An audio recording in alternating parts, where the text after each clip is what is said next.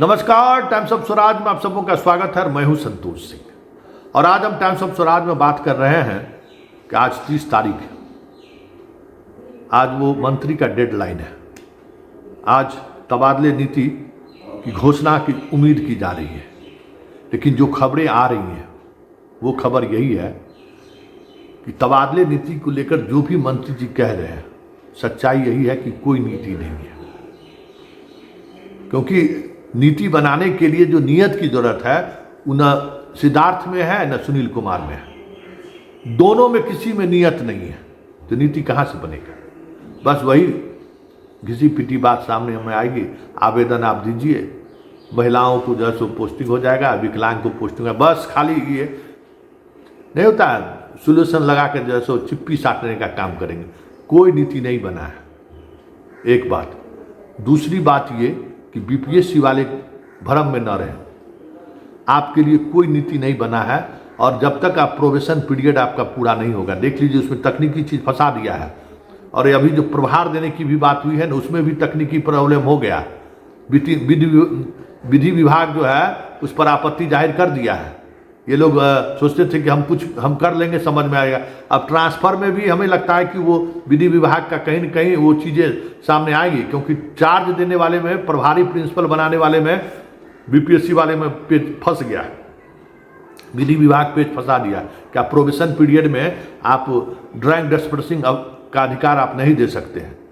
तो ये चीज़ें हो गई है। इसलिए हमें लगता है कि इसको अब ठंडे बस्ते में चला जाएगा। वैसे आज शाम तक हम भी इंतजार कर रहे हैं कि उनकी नीति होगी क्या, क्योंकि हम बीपीएससी वाले को बार बार कर रहे हैं कि आपके तबादले की नीति की जो है, जो आपका नियम है वो बना हुआ है, उसमें जब तक कैबिनेट से संशोधन नहीं होगा तब तक तबादले का कोई सवाल ही नहीं उत्पन्न होता है, पहली बात।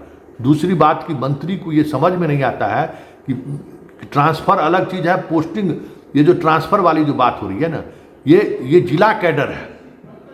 और इस बार बार हमसे भी बात हुई, हम कि भाई ये सर बीपीएससी के द्वारा ये जिला कैडर घोषित है और जिला कैडर आप कैसे बदल दीजिएगा?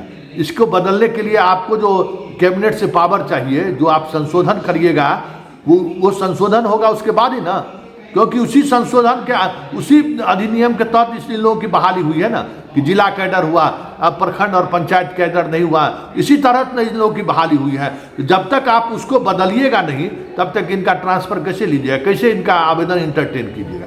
तो वो भी अब हमें लगता है कि आज शाम तक स्पष्ट हो जाएगा कि ये कर क्या रहे हैं, क्योंकि अभी भी कई पेज फंसा हुआ है। लगातार छुट्टी की वजह से तो समस्याएं खड़ी हुई है, अभी भी कई पेज फंसा हुआ है। और मंत्री जी का साख भी दाव पर है कि और विभाग अब करें तो करें क्या, कि क्या वो घोषणा करते हैं, वो देखने वाली बात होगी।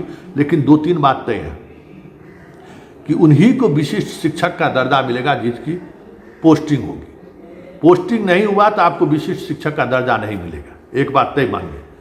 तो हमें लगता है कि पहले फेज में जिन लोगों का अपना, मतलब जो पुराने ज़िले में थे, जो घर से काफ़ी दूर थे, जिनका अपना ज़िला में हुआ है, वो लोग अपने ज़िला में आएंगे, उन लोगों का पहले पोस्टिंग होगा।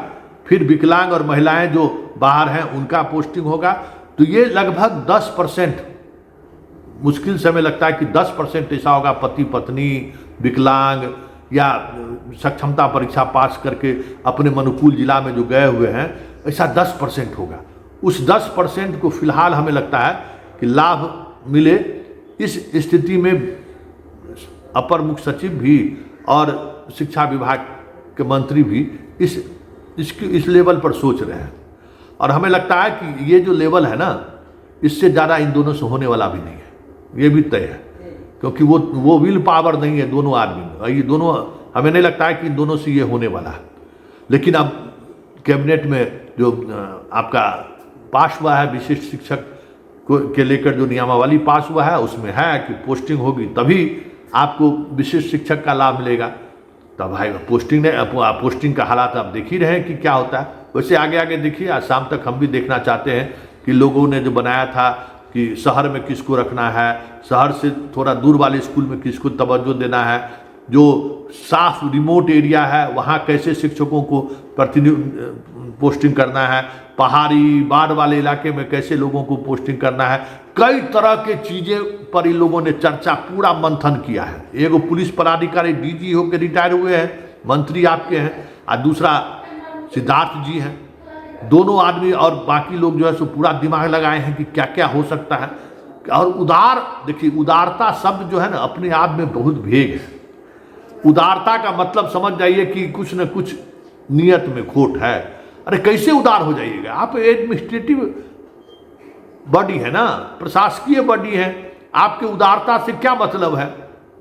इस बातों को समझना चाहिए कि ये जो उदारता वाली जो बात है ना वो कहने को है।